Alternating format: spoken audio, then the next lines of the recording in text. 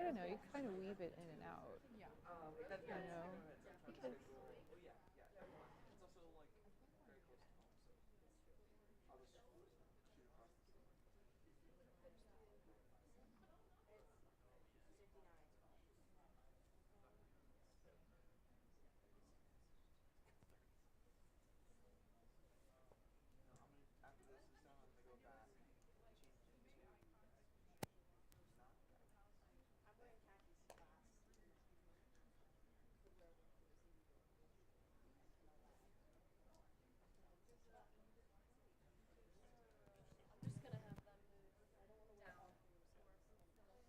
I think we're okay. They can stay where they're at.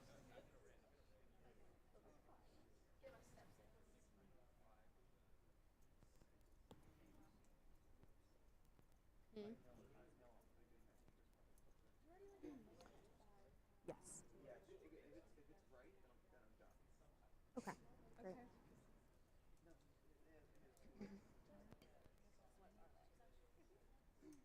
okay. I think he might have muted us in the booth because he said he could do that. Okay. But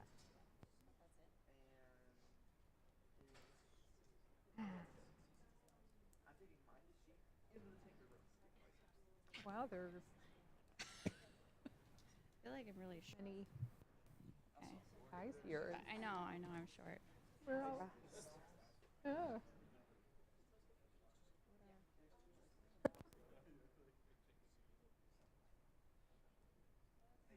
yeah. Am I good to go? All right. Okay, good evening, everyone. Thank you for joining us tonight. My name is Anna Rose McDaniel. I'm the president of the Women on the Water Club here at MMA. This evening, we've asked Captain Carolyn Kurtz and Miss Olivia LeBlanc to join us. Olivia LeBlanc and Miss Kurtz met during the the Women Offshore Mentor-Mentee program, and they're here to share their experience with us, as well as some of their experience in the industry.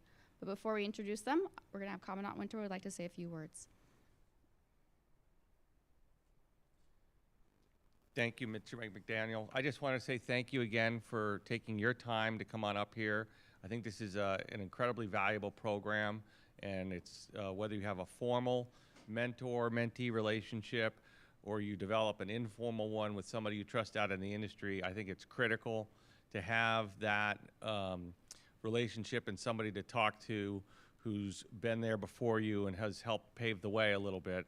So again, I just wanted to say thank you to our guests for coming. I appreciate all of you guys taking your time for coming here, and I think this is going to be an interesting program. So thank you very much. Thank you. Yeah. Want me to? Sure. I'll start. So, hi, my name's Carolyn Kurtz, and I recently retired. I was a Tampa Bay Pilot for 28 years, and before that, I sailed for 9 years. I went to the Merchant Marine Academy at Kings Point, which might be verboten here to mention Kings Point, but there it is. And back in the 80s, the dark ages for all you youngsters, there were not a lot of female role models. Women only started at Kings Point. The first graduating class was 1978. I was class of 86. And if you do that math and then how many women went to sea and stayed at sea, there really weren't any. And with very little exception, I was always the only female person on my ship. That includes steward's department, engine department, everything. So mentorship looked different back then. And so my mentors were always men because that's who was there. And the mentor that I had from very, very early days in my career is still to this day someone who advises me and encourages me. And we're in touch. And it's a really good thing. So fast forward all of these years later, and there's this wonderful organization called Women Offshore, and it was founded by a Kings Pointer named Ali Sedano, and she realized that the gap in the industry for women was enormous and needed some overcoming. So through a lot of hard work and networking, she formed this organization. And one of the really significant things she did was to implement a mentorship program. So there's this incredible resource, and if you haven't already, I would really strongly suggest to the women in the room and anybody that might be watching to go on Instagram or Facebook to Women Offshore and just poke around on the website. You can be a member and it doesn't cost anything. And it just gives you access to other women in the industry. And so how wonderful is that young women starting out in the industry now can have mentors that look kind of like them, maybe. You know, more experienced, professional female mariners that can, you know, help and guide and validate and do all of those things that mentors do. And, you know, going to sea is hard. We all know that. We all have sea stories and could probably sit here till midnight telling them to you. And, you know, hopefully there's someone on your vessel that you trust or you like or who has an interest in what you're doing. And in the absence of that, if you have a mentor that you have an established relationship with, you always have that person. You always have that safety net. That person's just a phone call away. And sometimes you just want a pat on the back. You just want that encouragement and knowing that you are not the first person to feel this way. And so when Allie opened up that program, I signed up to be a mentor right away because I just knew that it's something I would have really appreciated when I was starting out at sea. And so I got paired with Olivia, and it was during COVID. And so it was a strange time for everyone, for sure. And Olivia was a student here at the time. And it was really, for both of us, it was this little life ring during COVID, you know, to have a social interaction, to actually meet a new person at a time when you weren't supposed to leave your house or leave your dorm or go to classes or do any of those things. So, you know, I got all jumbled up in there, which I tend to do. So the mentorship program at Women Offshore, there's a platform, it's called Mentor Loop. It's kind of structured. There are things to check off about being a mentor, what makes a good mentor, what makes a good mentee, and goal setting and all of that. So there's some sort of official things that you're supposed to do to stay on track. But really what happens is you meet a new person and you just develop a relationship with them. So it can be about goal setting, it could be about suggestions for your resume, but really it just becomes a personal thing about, you know, what you want to do and how you feel about what you're doing and all of that. So it doesn't have to be this, you know, formal sort of intimidating thing. It's a connection, and how that connection develops is really up to the two people that are in that relationship. And so Olivia and I were paired, and even after our pairing, we've stayed in touch for a few years now. And so it's kind of fun to be up here with her where she went to school and seeing her like kind of grown up in the industry now, you know, out of school, had a very interesting career so far. Yep. And doing great. So I'll turn it over to you now. Yeah, so Carolyn was my first mentor, maybe my second, but the first one that I continued a connection with after our loop ended. And since then I've also become a mentor for Women Offshore, and I've had 4 mentees. Only a couple of them have actually reached out. I try and reach out to them, but it's a two-way relationship. So what you want out of the program is what you get out of it. So if you put the work in and get to learn from your mentor and build a relationship with them, it can be a really great thing. I know that when I got paired with Carolyn, she was there to just like help me along while I was in school. If I had questions about like studying for exams and what worked for her, she was always there. Or if I just wanted to chat about life, she was always there to call. It really just became like another friendship, and it's nice to have that, especially somebody who understands the lifestyle, because we all have our friends from high school and stuff, or like friends outside of the maritime industry, and they don't necessarily understand what it's like to go to sea and then like coming back from sea, reintegrating into society, and all those small little hardships that we go through. So it was just nice to have somebody else who understood and who could guide me, especially when I was starting my career, getting through senior year and seeing what advice she had for somebody just starting out and how to make it easier. Yeah, I think the biggest thing with the mentorship program is, like I said earlier, what you put into it is what you're going to get out. And I also have other mentors in the industry, probably I'd say on each boat, well, most of the boats that I've worked on, there's always somebody that you kind of click with on board, and that's also really helpful so that you have somebody to go to if you're having a problem or just natural work frustrations. You have somebody to go kind of let some steam off with and talk about how to navigate some of those things that are happening on the ship that you might not have had to deal with while in school. That's kind of all I got for mentoring. Yeah, there honestly. are a lot of different personalities out Yeah. there on ships, and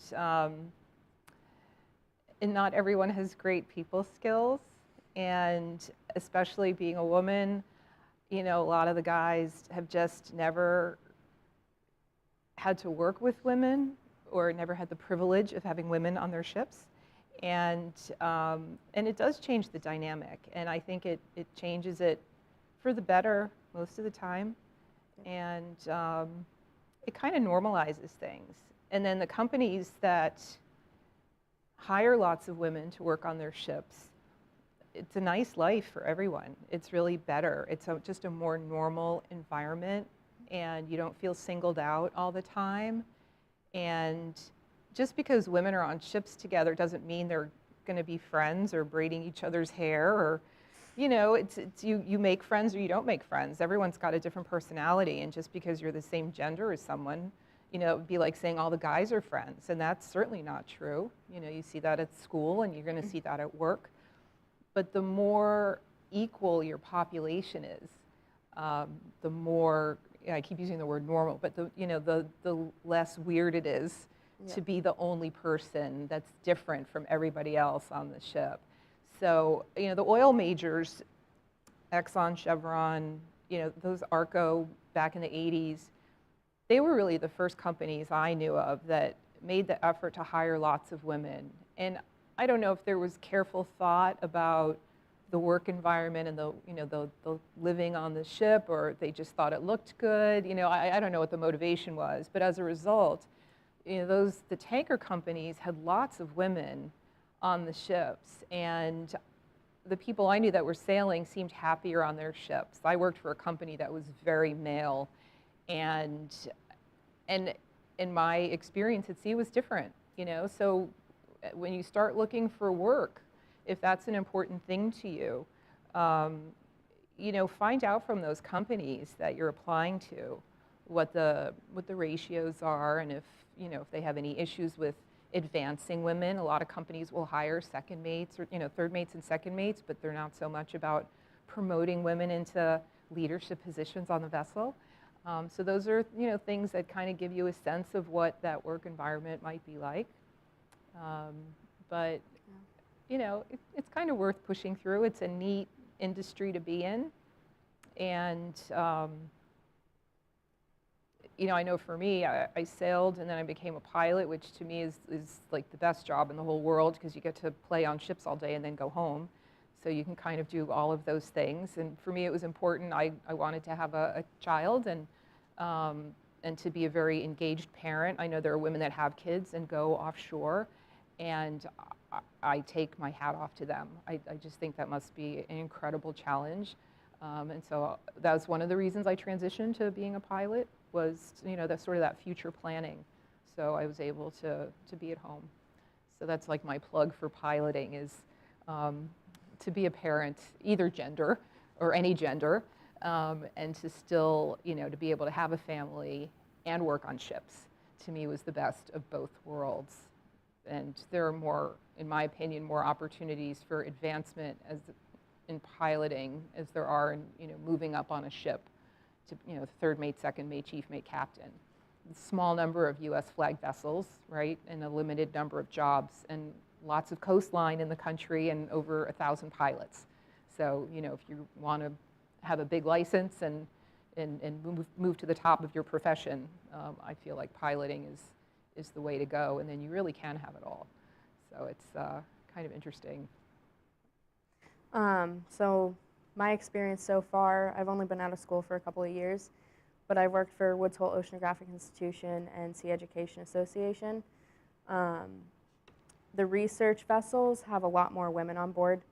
So I know, like, one year we had 8 women out of the 24 crew on board the RV Neil Armstrong. And then this past trip that I did on the Robert C. Siemens with Sea Education Association, we only had one male as a professional crew, the chief mate. So the rest of us were all women, which was pretty fun. There were other guys on board when the students got on board, but out of the 38 people on board, there were only 9 men. Wow. So That's amazing. It was pretty fun to see more women interested in STEM majors in general, and then more women working on ships as well. So there is slow change in the industry, but I think from my experience, there's been more women on research vessels in particular than any other vessels. I have also worked on vessels where I was the only female on board. So it's a very different dynamic. Both can be fun. It just depends on what you make of the experience and how you interact with the crew and connect with everybody on board. So, yeah, that's... So how did the guys seem with being so outnumbered? I'm curious about that. He was fine with it. It's kind of normal for the SEA boats to have more women on board. So it was kind of funny sometimes when we would have like our staff meetings and we're like, oh, it's a girls' party and chief mate here. But he was fine with it. Everybody got along pretty well, so it was good to see that dynamic, kind of in a reversed role, whereas a lot of ships it's all men and then maybe 1 or 2 females, especially on like the larger ships. Yeah. Yeah. Huh. I would have liked to be a fly on the wall there. I bet that was. So one of the things about being the only whatever on a ship, right? Being just tremendously outnumbered, is sometimes it's hard to separate if you're being criticized or being treated not well because you're female, or if it's a personality thing. And so you really have to do a lot of self-examination and be brutally honest with yourself. Is this a girl problem? Is this a Carolyn problem? Is this a chief mate versus somebody else problem? And so you can't just assume that any issues you're having are because you're female. The issues you could be having could just, be issues that you would encounter in any workplace because of your personality, or you're not working hard enough, or, just whatever it is, somebody just doesn't like you. And so that's something I find, the men don't really do. They don't do that self-examination.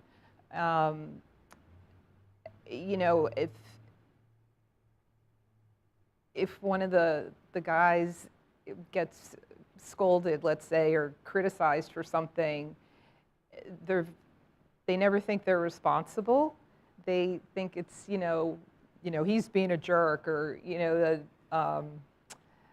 I did that thing, he just doesn't like me. But when women are criticized, we take all that guilt, right? Oh, I didn't do this right, or they never told me, or that's what I sailed with a female second mate, and when I got on board, I was chief mate, she was second mate, and my relief, or the guy I was relieving, I asked him, I'm like, tell me about the mates that we have on the ship, and he said something about her, and yeah, she's okay.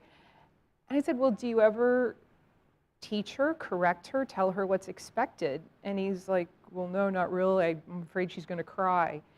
And so, you know, like, this is a grown man, right? That's supposed to be the manager of his department. And, you know, he should have been treating this woman like a second mate. You know, when you sign on a ship, you're signing on to fill a position. And so whoever the second mate is or the third mate is, like, there's a job description. These are the things that you do. These are the expectations. This is what, you know, what do you hope to achieve? Do you want to move up? And then you know if you should be giving someone more responsibility. And the fact that he just sort of wrote her off because he was afraid of the feedback that he would get, you know, really said more about him than about her. And that was a kind of an aha moment for me in the chief mate spot. It was never to assume that people below you knew what they were supposed to be doing, and to, you know, always sit down and have that chat. So that's mentorship of a form, right? I mean, it's kind of forced in a way because you're in charge of your department, but just to make it clear what the expectations are, so that when something doesn't go right, you know, there's an understanding there. But it's weird being the only one on the ship for so many years. And then when there is another woman, that actually feels a little weird because you get used to being the only one. And then everyone just assumes you're going to be best friends. And, you know, there's no guarantee there. So, I don't know, it's a little strange. Yep. Yeah. I agree. But it is. It's good to have someone to talk to. And, yeah. I think my role at SEA is more of like a mentor type role, because we're always teaching. We bring students on board for our semester programs. And so there's these students who have never been on a boat before. And especially this summer, we were sailing from Fiji, or Honolulu to Fiji, and a lot of the students were in STEM majors. And they were pretty interested in how to get integrated into the maritime industry after that. So myself and the captain did a couple of afternoon classes with the students on board to teach them more about how to become a mariner and different routes that you can take, because there's no one set way to do anything in the industry. So It's true. really, anytime that you're on a ship, if you find somebody who you think might have a little bit of knowledge or something interesting, talk to them, and they can probably mentor you in some way, shape, or form. I've realized that everybody that I've come in contact with on a ship has given me something, whether it be good or bad. I've learned a lot about what I don't want to do myself as an officer. And I've also learned a lot from many people who aren't even officers of what I do want to implement when I am in that officer position. So there's a lot to learn from everybody around you on the ship. And treat everyone nicely, honestly. Because if you're nice to everybody on the ship, I know on the bigger like tankers and cargo ships, there's definitely the lower positions of like people cleaning and stuff. Be nice to them, because they can do a lot for you as well. You can learn a lot from anybody. So, Yeah. Being polite, you know, please and thank you, it's really funny. It sounds so simplistic. But as a pilot, people are used to pilots being super arrogant and just really having an attitude, because, you know, they get on the ship and they're in charge and they take over and all that kind of stuff. And it's just not my personality. So, you know, I go on board, and this is somebody's home. These people, these 20 people live on the ship, and I'm a guest. I have an important role to play, but to be disrespectful or not polite would be really strange to me. And I find that especially on the foreign ships, the captains are very appreciative of that respect, because a lot of pilots go on board, American pilots go on board, and if you don't speak English, you know, they just think you're stupid. So, you know, they're used to not being treated that well by a lot of pilots. And so, you know, I always get a warm welcome when they come back, or when we get to the dock, they want to know if I'm going to sail the ship or something, and that feels good to know that you've treated them well and they appreciate it. So just those common courtesies, I mean, that's just a life lesson. That's got nothing to do specifically with going to sea. That's like all your interactions in life. You know, be respectful. You don't know what anyone's day is like or where they're coming from or anything. You know, and some people are better at not taking it out on everyone than others. Right? I'm sure you run into that. I see people nodding. So, but yeah, you know, it's the mentorship thing. You know, don't be afraid to talk to people. When you get on a ship, don't be intimidated because someone's a pilot or someone's a captain, or you think they're in this lofty position and you're just so low they're not going to talk to you. People want to share their experiences with you. They want to share the information with you. They want to see you do well. They know you're working hard. You're going to school. School is hard. And you just want to make your way in the world the way, you know, the rest of us did. And people are eager to share that information and that experience with you if you show a little interest. So, you know, don't be afraid to reach out to the people that you encounter. Because like Olivia said, you know, there's something to learn from everyone out there. Yeah. Yeah, and you never know where wisdom is going to come from. So, yeah. Circling back to our mentor relationship, I was down in Tampa Bay a couple years ago, and Carolyn brought me on to one of the tankers that she was bringing into the port, and that was a really cool experience for me because I was in the Vessel Operations Technology program, so a limited license, and I never saw myself getting on a tanker, so that was really fun. And I wore a Maine Maritime shirt that day, and the mate who was on watch was actually a Maine Maritime grad, and we started chatting and stuff, and I got to learn a lot about her relationship, or her career in the industry, and I've stayed in touch with her a little bit since meeting her, and she's given me some good advice as well. So honestly, just talk to everybody that you meet. Maine Maritime gear is also good when you're traveling because I have people stop me and ask about my career or where I'm at, and I've gotten business cards from people in airports and stuff, so it's a good way to make connections as well. So, yeah. Yeah. So, do you guys have any questions for us? Questions, comments, thoughts, sea stories? We'd love to open the floor to any questions. Jill's going to come around with a microphone. I know I personally have a lot of questions, so if you're shy, I'll start us off. But just go ahead and raise your hand if you have one, and Jill will run something out. Yeah.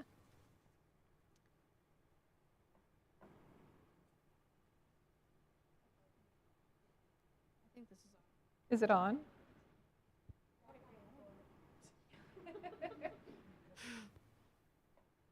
Is there an engineer in the room? Testing. Are we good? Maybe? There we go. There it is. Okay. Thank you.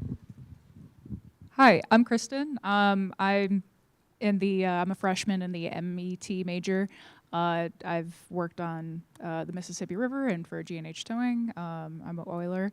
But I had a question about, you were talking about when you're interviewing with companies and you're looking for a company to work for, asking the recruiter or the interviewer about, the ratio of women to men, and also about, what's how likely are you to advance as a woman in the field? And so my question is, do you find that recruiters or interviewers are forthcoming with that information? And, what is your experience with the wage gap? Two very different questions. When I interview with companies, I do ask, what are my educational opportunities and what's the process to advancing here instead of just having a hitch here. Can I actually advance and make a career at this company? I find that they like that question. So I haven't had any problems with that. I've never asked what the ratio was because I knew that the research vessels they have a lot more women on board already. That's never been a question I've asked. Mm-hmm. Yeah, I never had to interview for a job. I've had 2 jobs. I went to sea the day I graduated from school with the company I cadet-shipped with, and then I took the Florida pilot's exam and became a pilot, and there wasn't an interview. So it was just a test.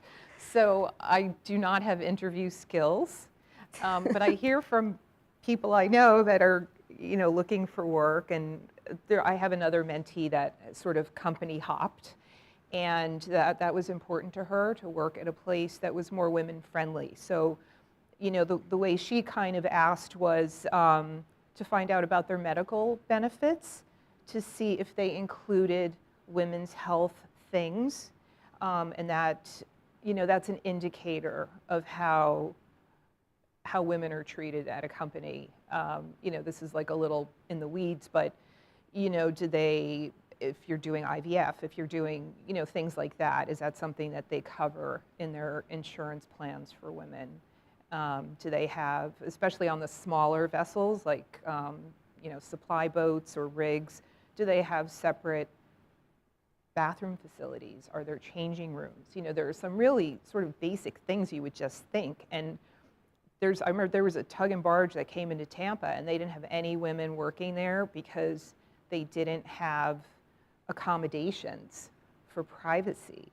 And I'm like, well, if everyone's sharing a room with someone, then, and you're not in the room at the same time because you're, 6 and 6 or whatever, then it doesn't matter. But that was a thing, like, we're not hiring any women because we don't have separate bathrooms, right?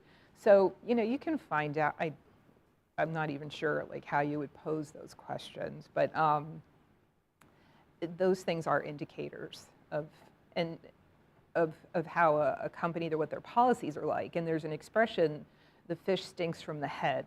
So, if you're upper management and leadership in a company, if they're not receptive, then chances are that's the culture you will encounter at sea. So, there it is.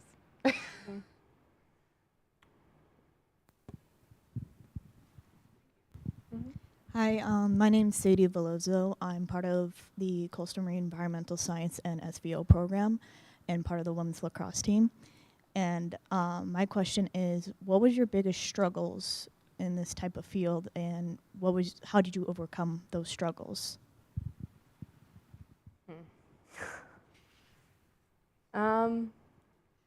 I think sometimes trying to prove that I can be there was a struggle, especially on the vessel where I was the only female. It was like I was always trying to prove that I was good enough to be there when I don't need to prove anything.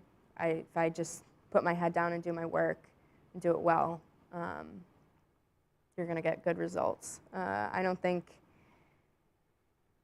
think a big part of the maritime industry for women is we're always trying to do better and prove that we're just as good as anybody else on the ship, and we shouldn't necessarily have to think about proving that. You show up, you're filling a position, and you do what's asked of you, and if you do it well, then you're going to go places. If you don't do it well, you won't go places, but that's kind of true for anybody too. If you're not going to put the effort in to do the job, you won't grow in your career. Yeah, I would say just show up, give it your all, and don't really listen to what other people are saying on the ship, especially if it is biased because of your gender or anything else. Do what you know what to do and give it your all, and continue learning and growing. I pretty much agree with what you said. There's this pressure. There's always this pressure when you're one of the first or one of the only. And you kind of carry the burden of your whole gender or whatever category of different you are. And that's a heavy burden to carry when your successes and failures are attributed to that thing that makes you different instead of your performance. And I've always felt that true equality is if you just are terrible at your job and someone will tell you that and not say it's because you're a female. Like, you don't belong on this ship, you suck at this job because you're a girl. No, it's because you don't know what you're doing. Like, that's equality. I know it's kind of a negative thing, because a lot of when women have successes and they're one of the few in that environment, well, you only did that well, or you only got promoted because you're a female and where you're filling a spot, or, you know, so it's kind of this double-edged sword that you feel like you have to try harder because you have to represent. And if you don't do well, you're letting your whole category down. And that's a lot. That's a lot of extra pressure. And so to try and see yourself first and foremost as a third mate, as a second mate, not as the girl third mate, not as the girl captain, not as whatever, you know, drop the adjective and be the position. And just like you said, you know, just do your job to the best of your ability and just wow everyone that way. And, you know, maybe you're not going to be good at everything that you do, and maybe it's going to take a little extra work. You know, some people aren't cut out for life at sea. They find that they're, you know, it's isolating and lonely, and they don't want to do it, and there's no shame in having that epiphany. But if this is something you want to do, then just do it well. And eventually the respect comes and the criticism falls away. So, Kristen, right, you asked about wage gap. I didn't say anything about that. I find one of the great ironies in the maritime industry is that you get paid for the position. Mm-hmm. So all third mates make the same, all second mates, chief mates, captains, like, it has nothing to do with, there's not a wage gap as far as I know.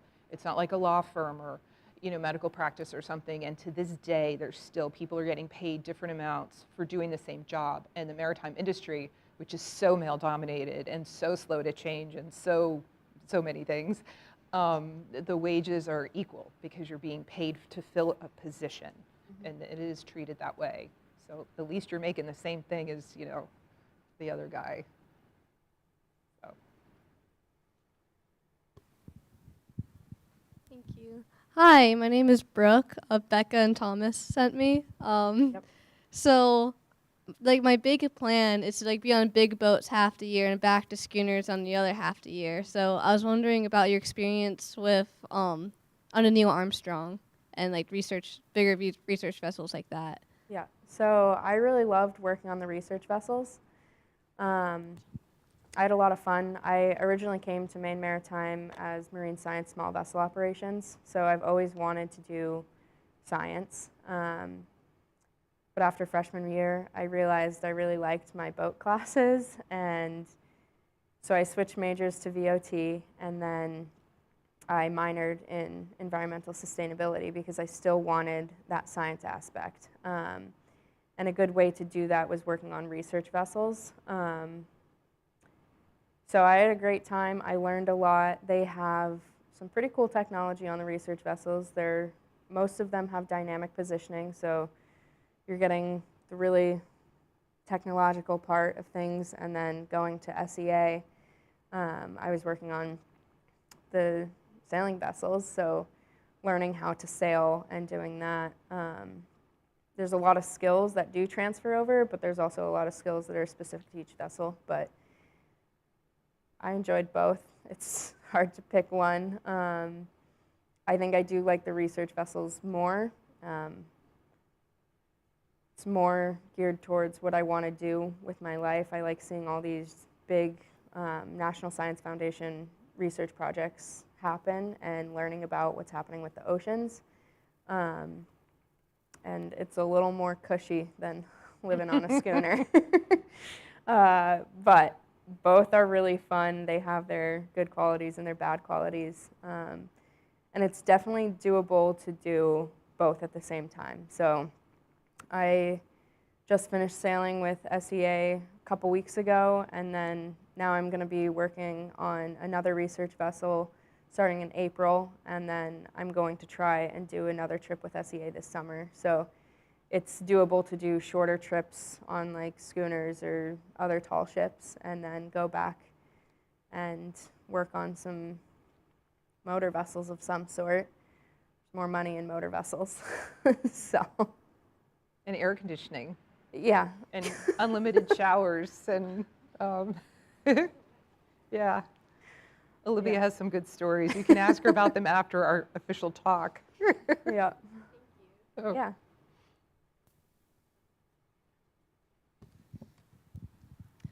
Hello. I just saw you in Workboat earlier, and I really wanted to ask this question, but we kind of ran out of time. You kind of already answered it, but I guess I'm wondering what you guys found was the best way to maintain your professionalism when you know that like some of your crew wants to like view you differently or treat you differently.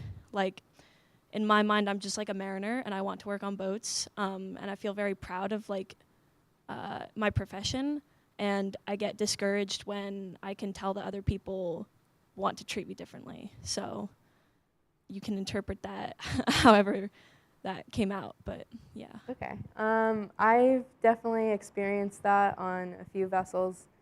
I just ignore it. If I know that it's not going to be something that I can change, I just continue working and do the best that I can. I do my job.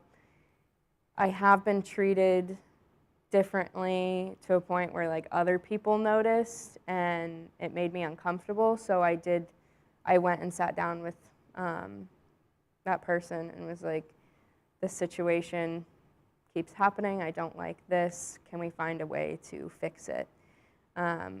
If you are going to have a conversation with somebody, for me it was my superiors. I just said like, hey, can we have a chat real quick? And I personally, when I don't like confrontation, so I write everything down beforehand so I know the points that I need to make and what's going to make me feel better and what I need to get out of the conversation. So writing something down, bringing it to them, and I pulled it out. I read from the paper because I was like, I can't do this without it. But then that way I made sure I hit all the points that I needed to, and we came up with solutions on how to work better as a team.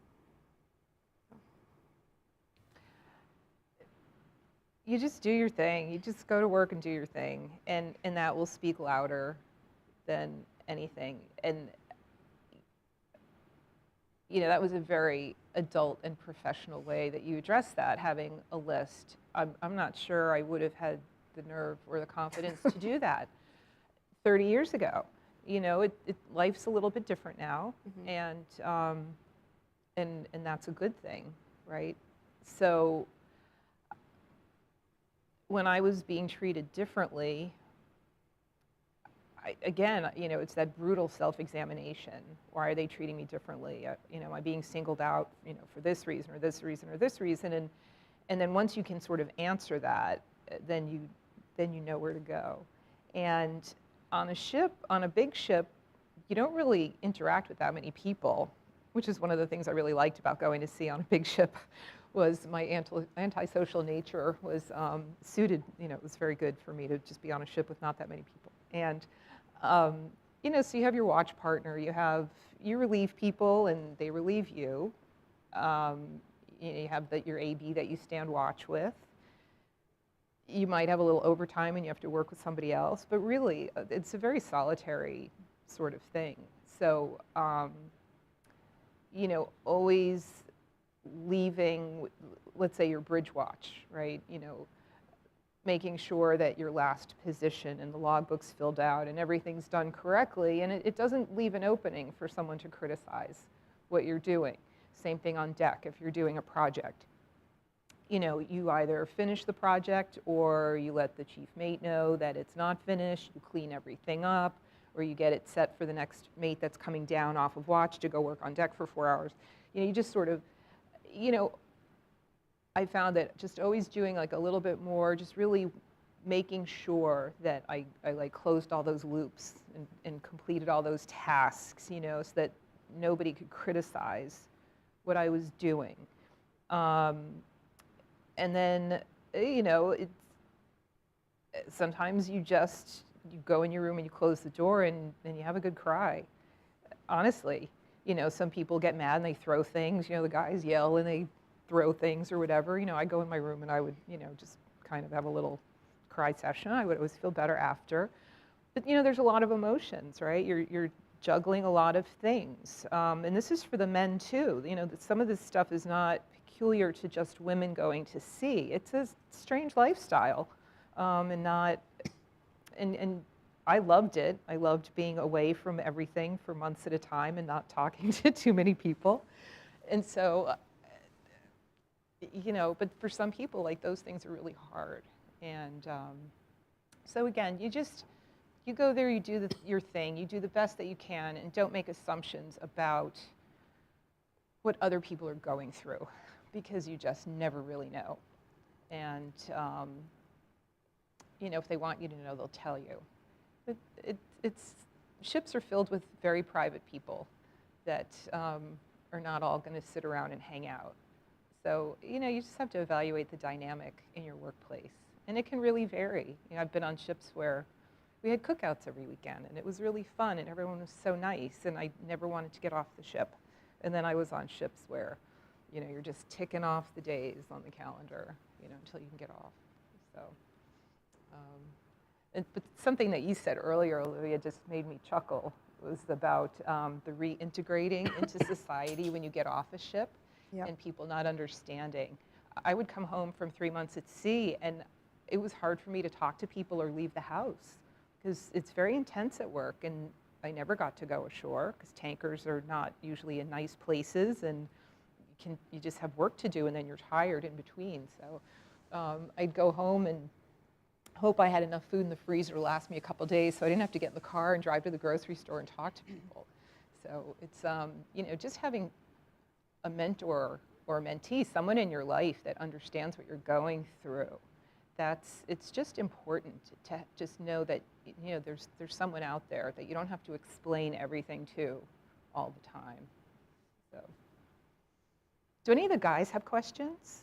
Or are you guys just like hanging out? I'm kind of curious. A brave man raising his hand.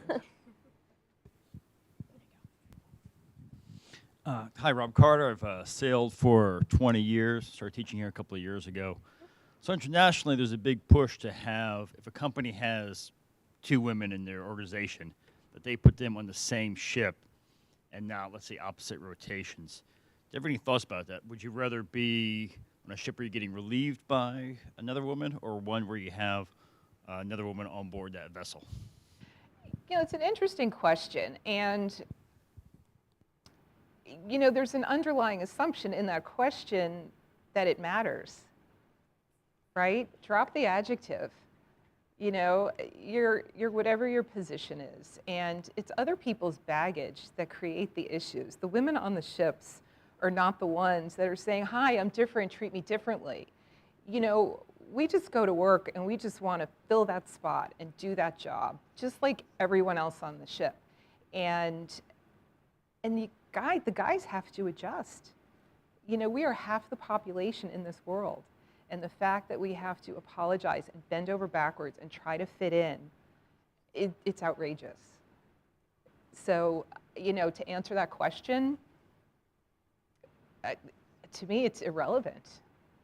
You know, if they have 2 women in the company, okay, hire 6 more. What difference does it make? Hire qualified people to do the work, and the rest of it takes care of itself. You know, those issues, that's a top-down thing. It really is. So.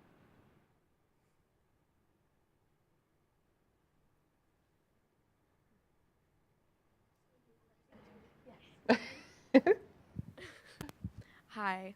Hi. I'm Anna. I'm in the MTO program.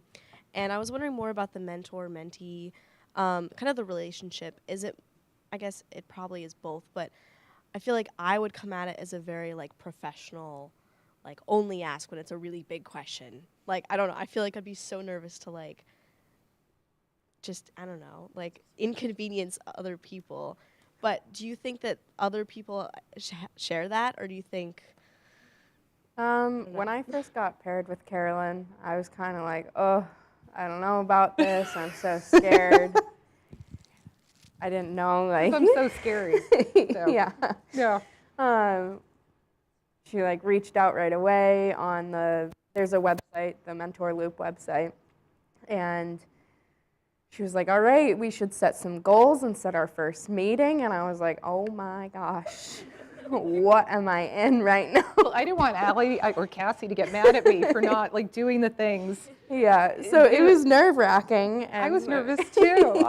I didn't want to mess it up. Yeah, so we set our first meeting, and I think we FaceTimed, and we just talked about what we both wanted from the mentorship, and then it just became a friendship, and we would just call or FaceTime or we would text. We would schedule the calls, but then we always ended with, if you need anything at any time, don't hesitate to call. But we would chat. We would schedule our chats once a month. Yeah. And I do, you know, being the mentor, of course, for me, I was a little nervous because Olivia was my first mentee in the program, and so I wanted to make sure I did it right. And so I was looking at the checklists and, okay, like, wow, this is really structured kind of thing. But then once you meet your person, you know, it's up to the mentor to put the mentee at ease, but it's really up to the mentee to drive the bus. You know, I'm not there to be someone's mom or someone's boss or to be an authority figure. I'm a resource, you know, to commiserate, to share, or to let the mentee know that, you know, we have this shared experience and that I'm a safe person to talk to, and if I can help in any way. You know, and it can be very professional. I imagine some mentee-mentor relationships, you know, it's goal setting and your resume and interview prep, and that's fine. That's great to do all those things. Those things are important. But for me, the most important part was establishing a personal connection and trust, so that you know, so that Olivia felt safe to, you know, to talk to me, to ask me things, to run things by me. And, you know, if there's trust in the relationship, then if I do offer advice, I know she'll consider it, even if she doesn't agree, right? But it's, you know, you're adults, you're two adults in this relationship. So there's a little bit of a power dynamic because typically the mentor is older and more experienced. That's kind of the point.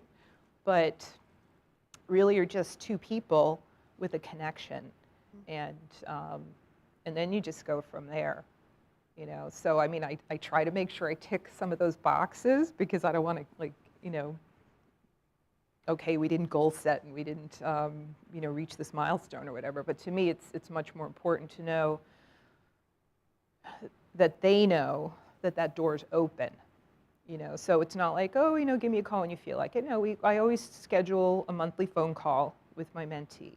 And then I just kind of see what they want to talk about and how I can help. You know, so don't be intimidated by it. And if someone signs up to be a mentor, they want to do it. You know, no one's made them do it. So somebody wants to help you. You know, somebody's there just waiting for you to interact. So, yeah. I'd love to ask a question if I may. So I was at the Women Offshore conference this fall, and one of the themes that kind of came up was kind of changing the culture like slowly, right? This like slow shift as it comes, and part of the thing MMA strives to do is teach and prepare the leaders of tomorrow. And so I guess one of my questions is, if anybody here sees the one, whatever that one person singled out is, being discriminated against in a way that isn't about their ability to do their job. Mm-hmm. What's helpful in that situation? If you come across that and it's not you personally, right, but you see it and you witness that, and whether it's a personal experience you guys have had or just some advice, what's a good thing to do in that situation? Is there anything that's helpful? What would you advise? Personally, I would go up to the person who is being discriminated against and ask them how they feel about that interaction and what their thoughts are, and if they need any help before doing anything else. Maybe you can be like an ally of some sort. Maybe be somebody to sit down with them and the person who is discriminating. But I would check in with them first before taking other steps.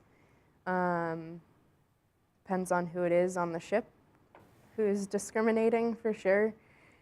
If it's like an AB to another AB, you can always bring that up the chain of command.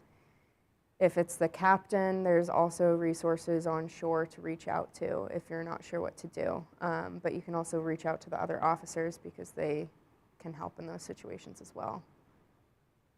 Companies have policies and procedures, mm-hmm. and harassment and discrimination, there's a whole book on that pretty much anywhere you go.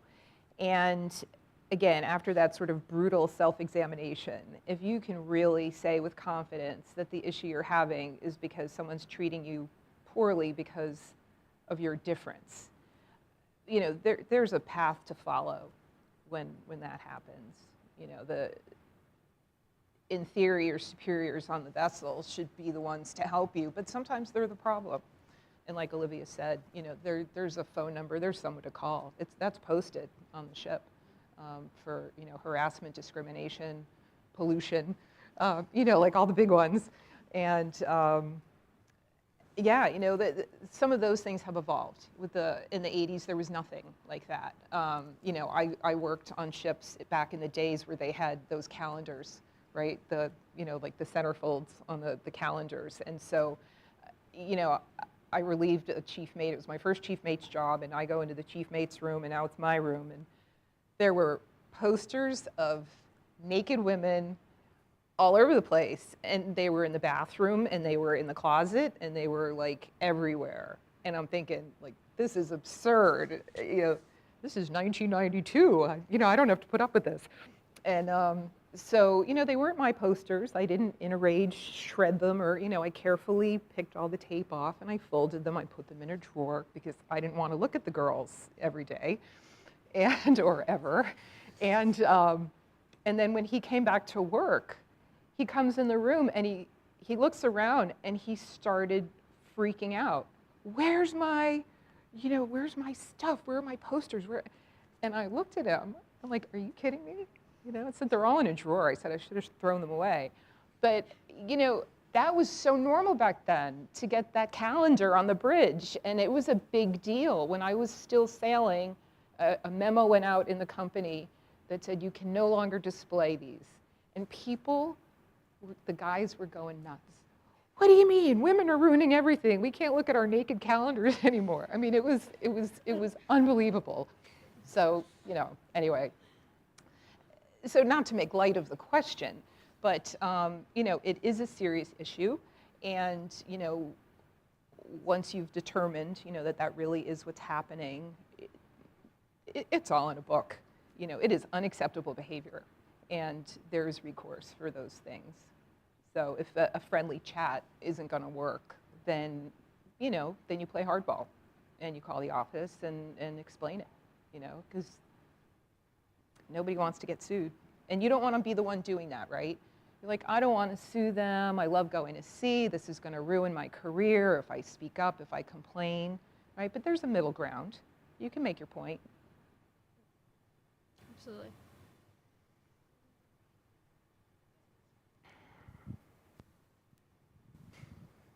Question for Olivia. Was there a moment that you called Carolyn to ask for advice, and then would you be willing to share that moment with us if you'd be comfortable, and what advice she gave you?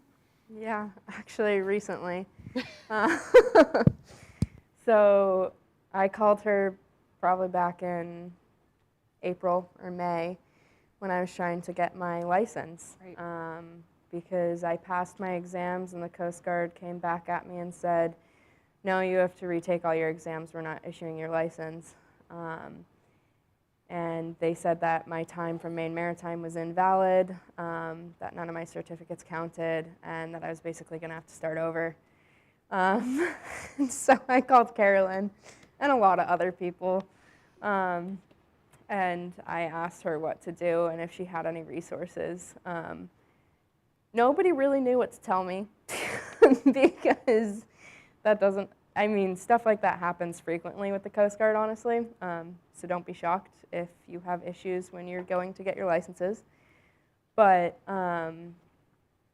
she had some contacts that helped me figure out what to do and actually get my license. And after a long, like 4 or 5 months of calling the Coast Guard every day, I finally got my license.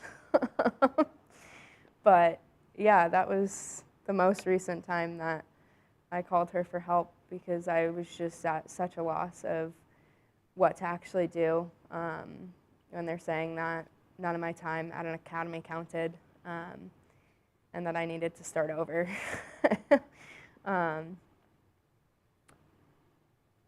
Yeah, that's about all that happened with that. She just gave me some advice and some contacts of like, keep pushing through. Here's the number of my friend who may be able to help. But You know, it's the network. yeah, networking. Yeah. I also talked with Ali Cedino, the founder of Women Offshore. Elizabeth Simonstead with Sea Sisters. That's also another great organization for women in the industry. So there's more support for. There's a lot of support out there. Yeah. There really is. And, you know, you'd be crazy not to take advantage of it, or at least to, you know, poke around on the website and see if, you know, one group or the other, it kind of suits your, you know, what you're after. But it's male, female, whatever. It's just so important to have a person, a mentor, a friend, an ally, somebody, because, you know, if you're going to go to sea, you're going to have a bad day at some point, and it really helps sometimes to just have that outside person that knows what that's like, and it just feels better to share that with someone. So. And they may not always have the answers for everything, but they can help and encourage you. So it just helped me a lot. Yeah. All right, thank you. Do we have any more questions this evening? So we have a few more minutes. I know that everyone might not be interested in the Mentor-Mentee program, but for those that are, the application deadline was January 24th, but they're opening it back up for this evening. So if you want to join the Mentor-Mentee program, or Captain Carter, if you would like to be a mentor, I'm sure you could do that if you'd like. They also have male mentors. But just Amelia has a little clipboard going around. Just leave your email and also go to the website. Sorry, right on the edge. On the So stage. you can go to the website, Women Offshore, and they have it right up at the top. You can sign up and then just leave your email and name. And then also, like I said, we have a few more minutes. So for those who are not interested in the Mentor-Mentee program and would like to talk to Captain Kurtz or Olivia about their careers and maybe some of your own interests, we have about 10, 15 minutes. So please do if you'd like so. But thank you so much for joining us tonight, and it was really wonderful. Thanks for thank having you. us. Thank you. We did it.